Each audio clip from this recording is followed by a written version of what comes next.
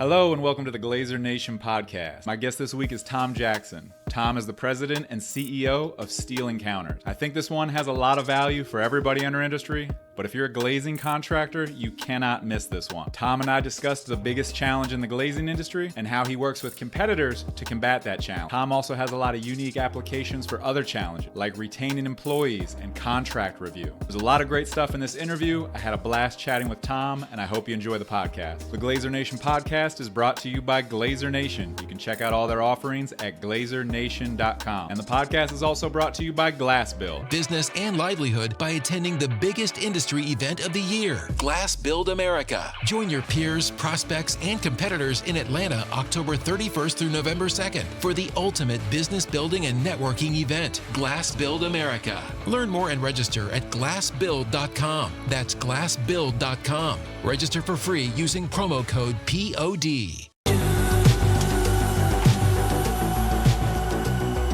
Tell me about your camping trip. Wonderful. Bear Lake is probably the most relaxing summer vacation I take. Is that Idaho? It's on the border of Oregon Utah and Idaho. Okay. It splits the border. The lake is over I've 20 been there. miles. You've been there? Oh, wait, that's right. You lived out here for 3 years. Yeah, you can walk out in that lake like a half a mile, right? Yeah. Yeah. It's shallow. Yeah. It is shallow.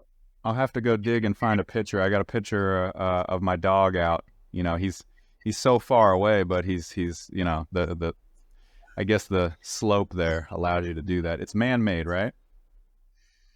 It's a enhanced lake. So there was a dam put in on a river to raise the level of the lake some. And they use it to control for irrigation. There's a lot of things I miss out there that I think would be super fun with my boys, but I also fear the scraping ice off the windshield with a scraper and negative 30 degrees and having to find my kids' snow pants. That would be very challenging. You have 2 boys? I have 2 boys, yes. How old are they? Just turned 6 and almost 8. 6 and 8. Great ages. Yeah, so they're 20 months apart, and It's real fun because we're big into baseball, and like every couple years they can be on the same team for 2 seasons. Huh?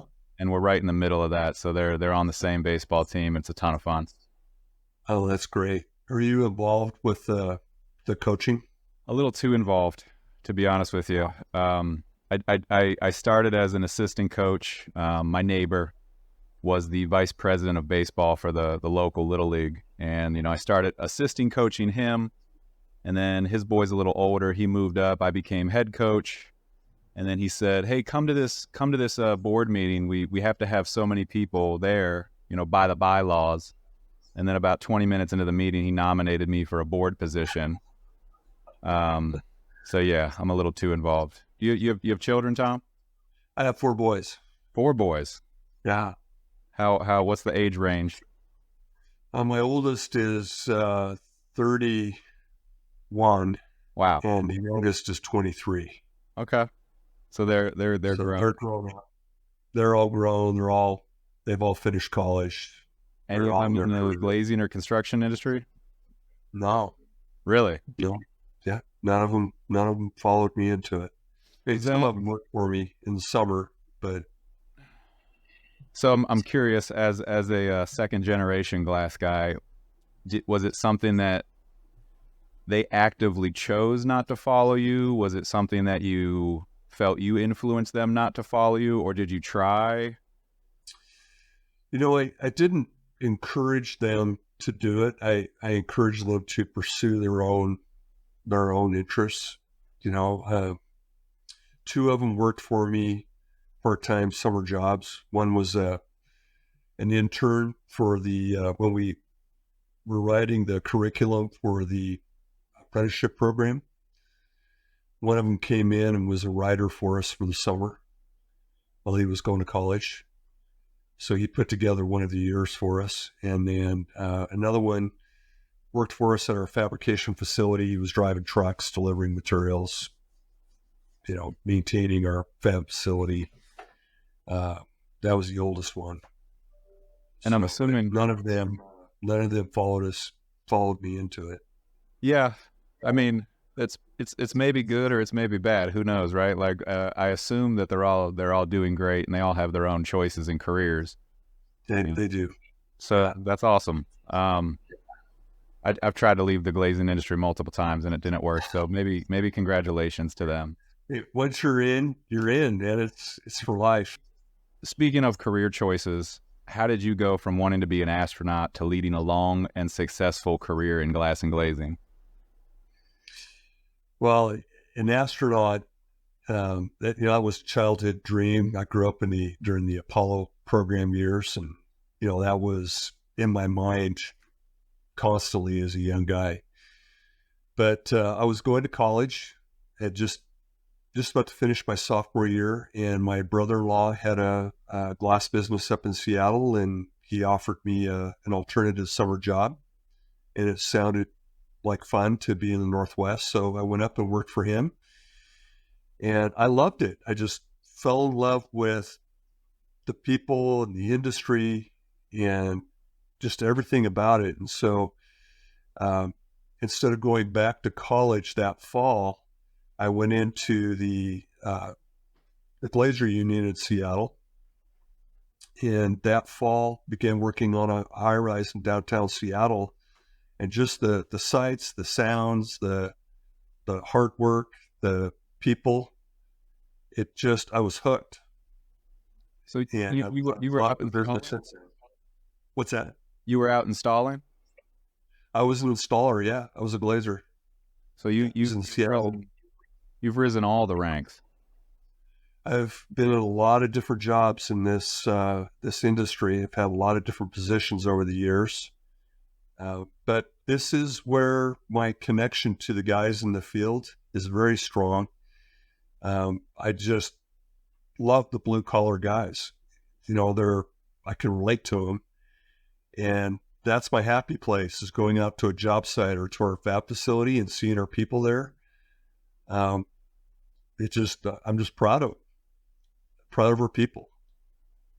So that's something I want to hop into, because that's going to be part of this answer, I believe, is what makes Steel Encounters different from other glazing contractors. Well, we are an ESOP, which is an employee-owned stock program that we have. We are planning to become 100% ESOP this year, where the employees will own the entire company. This is something that the employees do not buy into. This is our retirement benefit. We've 100% funded our ESOP program through the profits of the company. We've never borrowed money to buy the shares to turn over to the employees. And so I like to say that our employees have earned it, because it's their hard work and the profitability that they've helped generate that's generated their opportunity to have ownership in the company. And so that, I think, is, I totally attribute our success to our employees, how hard they work and their involvement in making us successful. Do you think more glazing contractors should look at that as an option? It's not an option for everyone, but I do believe it's a great way to transition from ownership to the employees. I know it's difficult for sole proprietors to sell their businesses, or it's such a large chunk of money to buy out an owner in any kind of a business. And so this is a way to turn it over to the employees, where you create many owners and the strength of many owners, and the opportunity for them to flourish. I think it's something everyone should consider doing, but it's not for everyone. It's not easy in a lot of ways. Yeah, I see how it would not be the correct fit for everyone, but you can obviously see the benefits that could be involved of what you spoke about, of the ownership of the work and the incentive for profit. Absolutely. We talk about stewardship quite a bit with our employees. Yeah, explain that. Well, it's owning their work and knowing that what they do influences the outcome for the entire company. If you save a tube of caulk, or you keep, don't let equipment sit idle, get it off the job site if you're not using it. Our foremen know this, and they know the impact on the profitability of the company if there are wastes on their job sites. And so they help us manage their costs, our costs, by their good stewardship, because everything that they do, everyone in this company, everything that, even at the front receptionist, influences the profitability of the company, and everyone can participate in it. And this is how a company can flourish, is have the employees behind it. Yeah, I can see. I mean, you think of a business owner and how much time and effort and stress they put into so many minor details. To be able to expand that to the employees, seems like it could be really beneficial. What else? There's a couple other things that make Steel Encounters different. You're not just a glazing contractor. No. We have two revenue divisions to the company. One division is glass and glazing, building exterior envelope with a variety of rain screen products, curtain walls, storefront, entrance doors, air barrier, metal panels. We've done quite a bit of different aspects of exterior building envelope. And then we have a structural steel division, which is a supplier of joist and deck, which we do not fabricate or install, but we broker. And their strength in our structural division is their project management and our detailing team. So our structural division is like a machine. Work comes in one end, and we have about 30 detailers that live in the Seattle area, Salt Lake area, and then we also have a detailing office in Arkansas. And these guys are amazing. They work hard, and they produce drawings for us to order material from. And there's a lot of competition in this. It's a commodity, but it's the strength of our detailing team and our management team, project management, that really makes our structural division effective. And so in having two businesses, it's like a seesaw, where sometimes one business will be doing better one year, the other one not doing quite as well, and they'll switch like this, and it brings a great balance to our company, which all the employees can benefit from, the strength of having two divisions, and then also two markets. We work in the Seattle market and the Salt Lake Intermountain market, and the economy can be different in both locations. And so that brings us tremendous balance. Yeah, I know a lot of glass shops that on a smaller scale, through the 08, 09 recession times, did well because they were diversified, maybe either into a different market or into residential instead of just commercial. So diversifying for sure. Tom, what do you think the biggest challenge for the glazing industry is? It's getting qualified glazers. I really, the Great Recession, a lot of construction workers in all trades, craftspeople, left the industry and didn't return. And so this last uptick in growth of construction, there were just not enough skilled craftspeople to handle the work. And so labor has become very expensive and very hard to find qualified labor. I mean, I think that's the biggest challenge going forward, and will continue to be the greatest challenge is developing the workforce of the future to build these buildings. You guys have done some very unique stuff to that end. We have, yes. So I think it was about 7 or 8 years ago, we formed an internal committee with project management, um, field management, HR, where we began developing an apprenticeship program. And we looked at various apprenticeship programs around the country to see what people were doing for curriculum.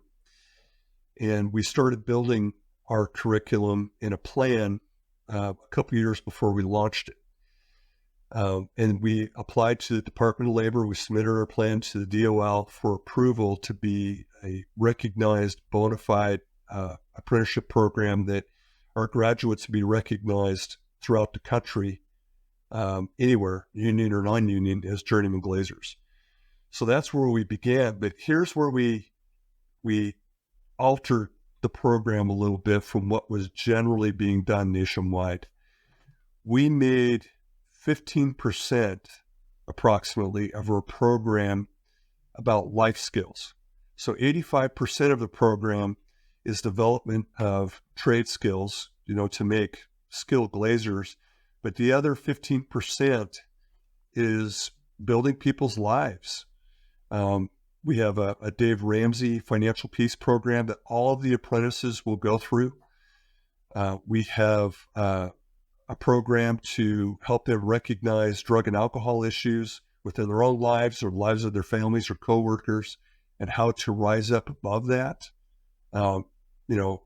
Construction workers, sometimes will become injured, and this can be a downward spiral if they get, start on opioids or other issues, other types of drugs, and it's very destructive to construction workers especially. And so we help them develop skills to avoid that. We also help them with leadership skills. A good friend of mine, Joshua Adams, is teaching a leadership class that all of the apprentices will go through.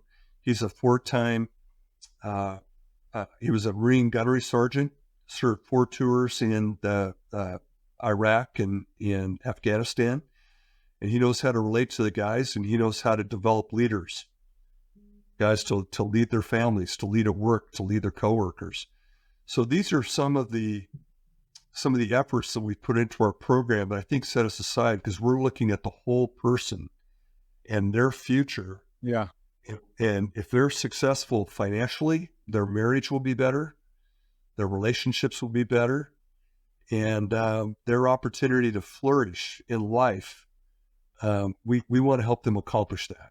Yeah, I love this whole thing. And for the glass industry, for sure. I'm involved in the glass industry. I've been involved in the glass industry my whole life, but like, it's so applicable outside of the glass industry as well. I mean, to any industry, the building up of the individual to accomplish that specific goal. Yes, those skills can be taught, but you build up that individual. We kind of let off talking about Little League baseball, and like, same thing. These 7, 8-year-old boys, yeah, we're trying to teach them baseball skills, but we're trying to build them up as human beings and individuals and teammates. So I love this whole thing. I have a couple questions. This started as a Steel Encounters program, right? Yes. But it is now part of the Utah Glass Association? Yes, it is. We 5 years ago, we launched the Utah Glass Association. I felt that the apprenticeship program would not be sustainable if we just kept it within Steel Encounters. And I wanted to take the opportunity to, just for the industry, for glazers throughout the valley to participate in the program.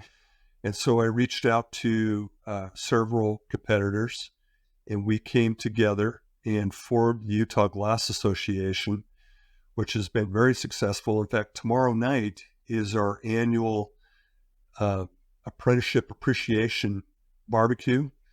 We'll have, I believe we'll have about 120 people there.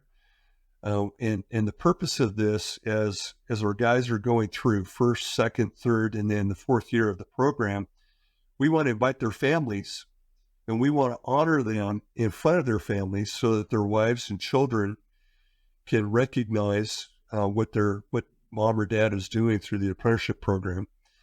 And then we have great support from our local suppliers, our sealant, glass suppliers, equipment suppliers.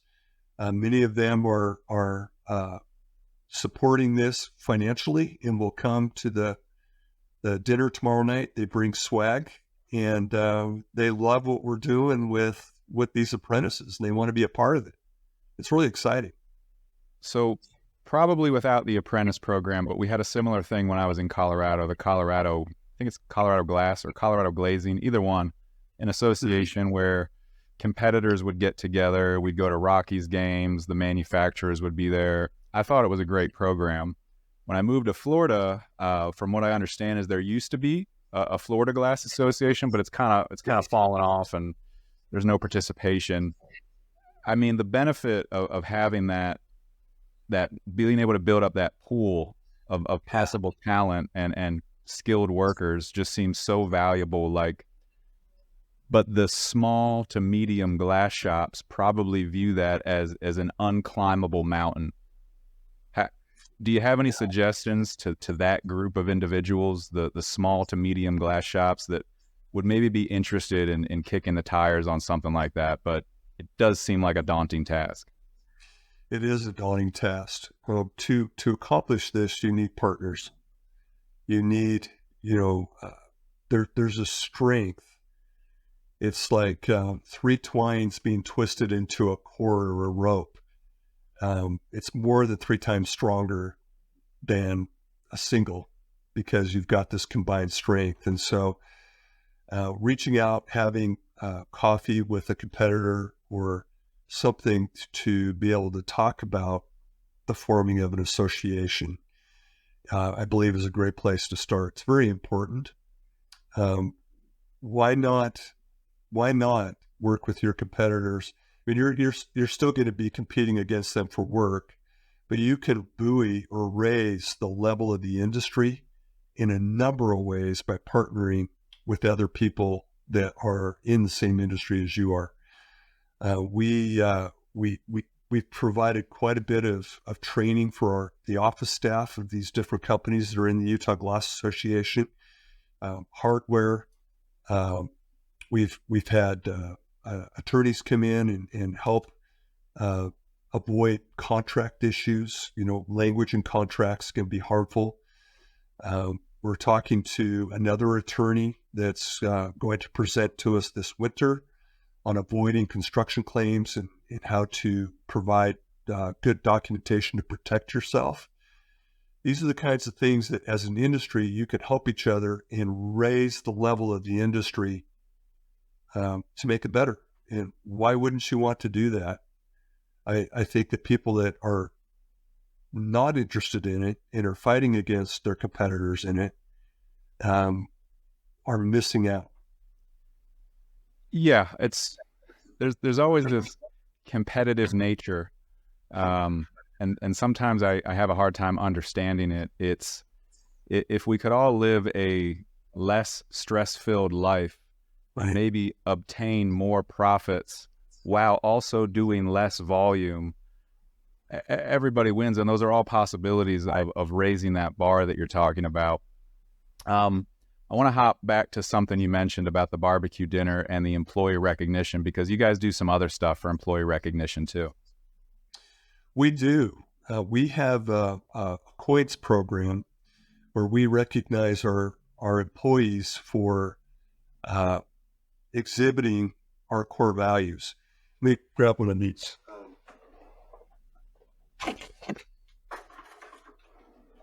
This is the coin. This one is called Hungry.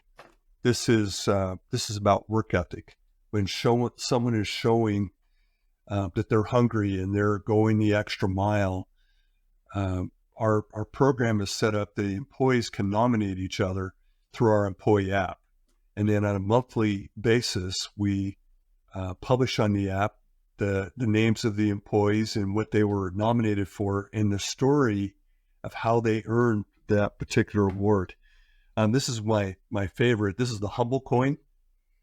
This is humble is not making less of yourself, but it's making more of others.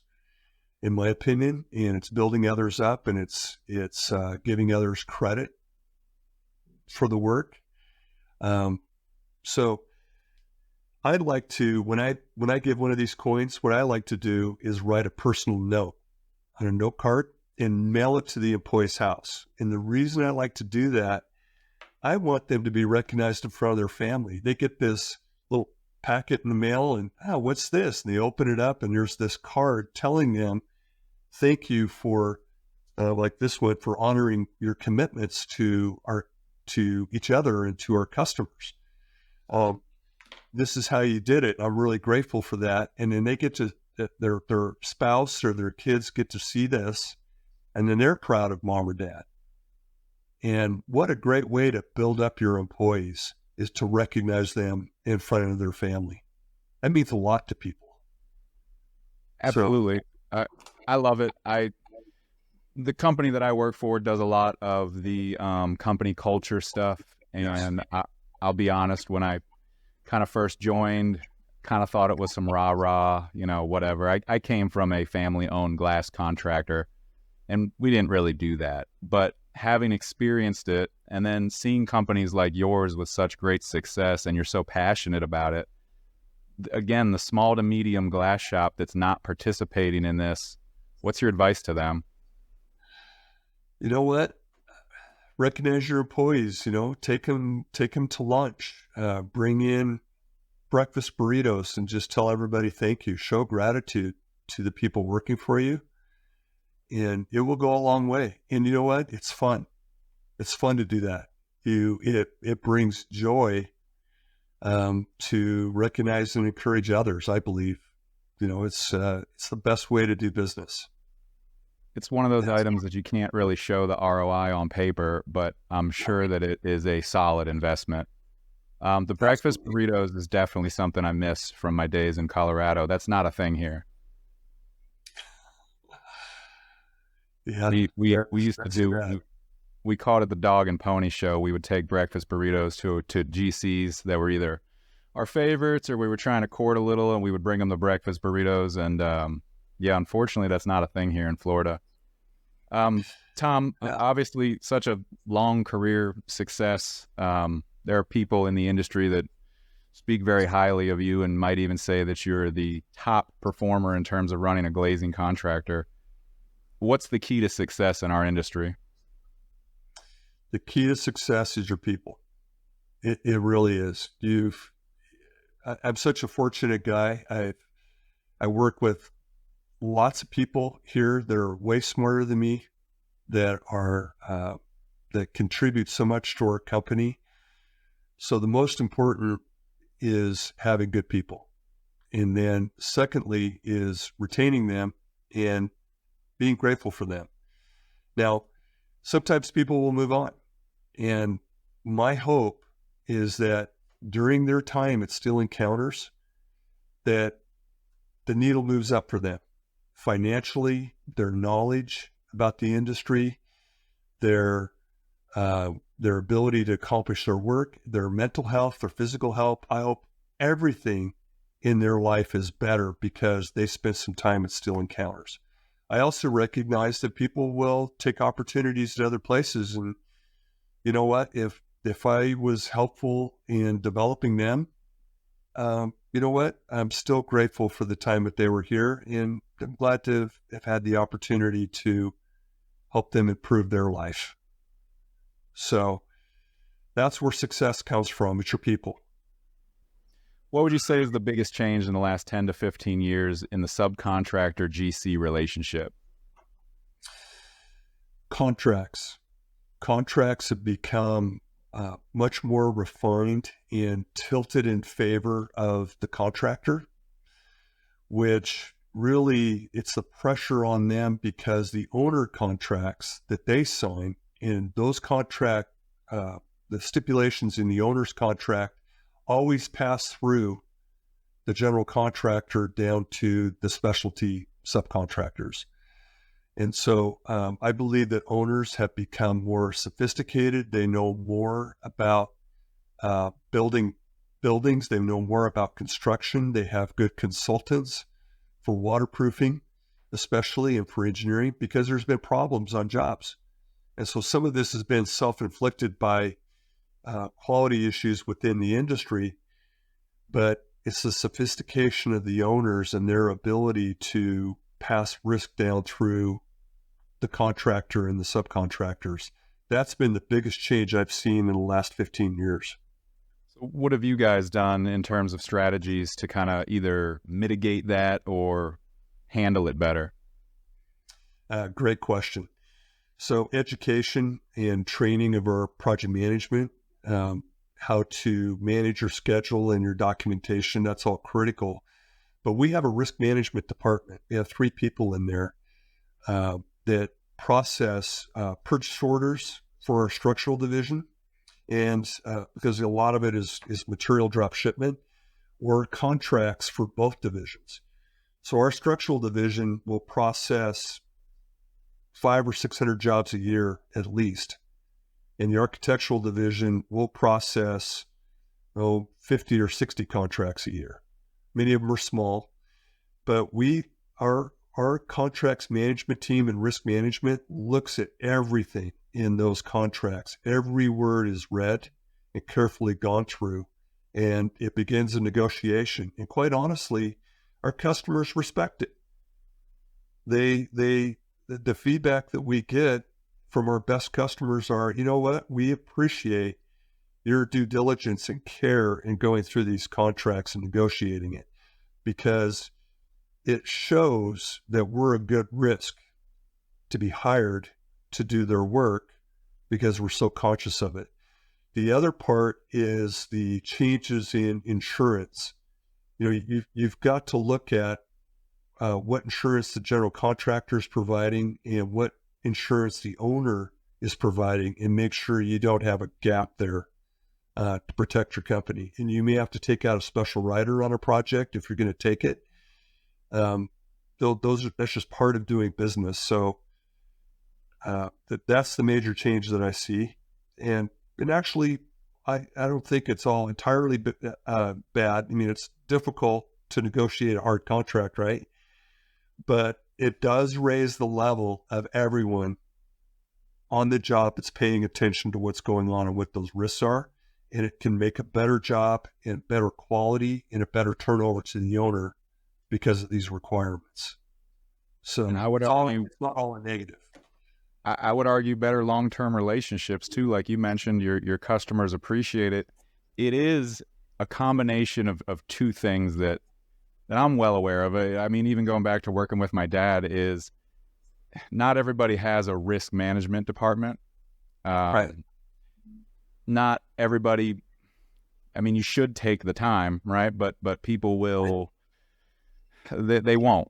And whether it's they didn't read it thoroughly, whether they moved on to another item, or whether they got caught up in the competitiveness of winning the job and Right. I'm going to sign it. I'm going to do what the GC wants. I'm going to hurry. And that leads to problems that, you know, where your customer is happy that you took that time, that leads to problems later where, you know, when we have a disagreement on the job site, it all goes to the Bible, to the contract. I mean, Right. It all goes to that. And if the contract says per plans and specs, and something is in the plans or specs that, yeah, we had it on our proposal, we discussed it at the bid scope, but it's not in the contract. That's a lack of review of the contract. And especially with warranties, because many manufacturers will only warrant from date of shipment and not from substantial completion. And that's where you got to be careful. You may end up making a bridge warranty at the end where you're responsible. On some of these big projects, it may be a year after material ships before the project is complete, or longer. And so you can be left with a gap there. But I do believe that the number one most important thing in business is the relationship that you have with the customer. If you have a successful, good partnership and you do what you say you're going to do, and they trust you, and they can help you out when you've got an issue, and you can help the contractor out when he's got an issue, that relationship trumps everything in the contract, everything. If you don't have a good relationship, that contract can come back and be a weapon against you, and it's just a miserable place to be in a contract with somebody that's not a good partner or not a good fit for you. And so, choose your partners wisely, the customers that you're willing to work for, and that will help you be successful way beyond what the contract says. Where I see that not happening is, you've got your local glass contractor and they've got their local GCs they work with, and they have that, what you're talking about. Mm-hmm. But then you've got a big boy that comes to town, and they don't have the relationship with the key individuals, and they only work with that, I'll call it field operations crew. And they've just met them, at the project kickoff. And it's hard to get a relationship going from that point, especially once you start having issues. Yes. Now, maybe on the second job, if you work with the same team and you've solved those issues together, that's great. But what you're saying, that relationship, a lot of these things for these smaller, medium shops just require time and effort, and it's hard to put your time and effort into all these bins. What would your advice be for that individual as far as it goes to document control or review? Well, the two most important things that we must do is comply with the schedule, which means we need to plan ahead and make sure that any procurement item issues are dealt with, long lead items, and that the contractor is well informed in writing.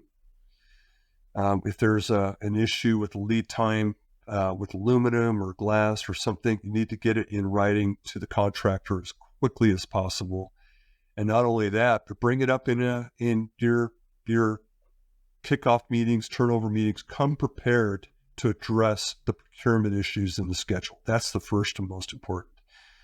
The second is to meet the quality criteria of the job. If you're not providing good quality, it's a downward slope, especially when you have consultants on a project, where if you have an issue, either with schedule or with quality, you get behind the eight ball, and then you're really in trouble, and you're going to be paying for it later on. You lose your authority and power on the job. That's the two most critical issues. But documentation of job site conditions, and this is one thing that's in every contract we look at, is acceptance of work by others. Which means if the concrete's out, stud framing's out of plumb, slab edges are not where they're supposed to be, whatever the issue is, pay attention. If you're going to pay attention to anything in the contract, pay attention to that, because there are criteria that if you install your work up to someone else's work, it's affecting yours, and then they have to make a correction, you're responsible to take your work out while they fix it, and you put your work back in. And there are criteria in every contract for how quickly you need to notify the contractor, and then it must be in writing. And so when you're in that kickoff meeting, this needs to be addressed, because their field superintendents may not want you to put it in writing. It could get contentious. And so it's best to discuss those issues at the project kickoff and say, hey, how are we going to deal with this? We can't just shuffle this under the rug here. We've got to address this. We can help you by bringing you a project issue, and let's get it corrected together. And the job will go much, much better if that communication criteria is established right out of the gate, right from the beginning. It's very, very important.